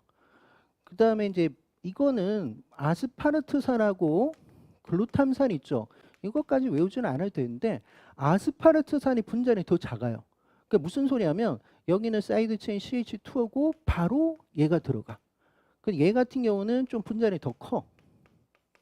이렇게 들어가. 물론 이것까지 외우자는 건 아니에요. 근데 저는 이제 어떤 식으로 외우냐면 이것도 악으로 외워요. 악으로. 아스파르트산 그래서 악으로 외워서 A가 좀 작고 뒤에가 크구나 뭐 이렇게 외우긴 하는데 여러분들은 그렇게 안 하셔야 됩니다. 그러니까 이게 산성이고 염기성인지만 아셔도 돼요. 그 다음 A에 볼까요? 이게 뭐예요? 펩티드 결합이 됐지. 펩티드 결합. 펩타이드 결합. 항상 펩티드 결합은 어떻게 된다? 카르복실기 앞에 있는 카르복실기와 아미노기가 서로 간에 만나서 어떻게 물이 빠져가지고 이 구조가 됐다는 거예요. 그렇죠? 카르복실기와 아미노기가 앞에 있는 카르복실기와 뒤쪽에 있는 아미노기가 합쳐서 물이 빠져나왔다. 자, 그럼 봅시다. 펩타이드 결합은 A는 기억의 알파 탄소에 연결된 카르복실기. 처음에 카르복실기와 니은의 두 번째 있는 누구? 아미노기. 얘네 둘이가 붙어서 형성된 거야. 그 펩티드 결합 그러니까. 그렇죠? 요거 말하죠. 맞습니다. 니은은 타이로신 맞아요. 티로신. 그다음에 디귿에서 그럼 디귿이 누구지?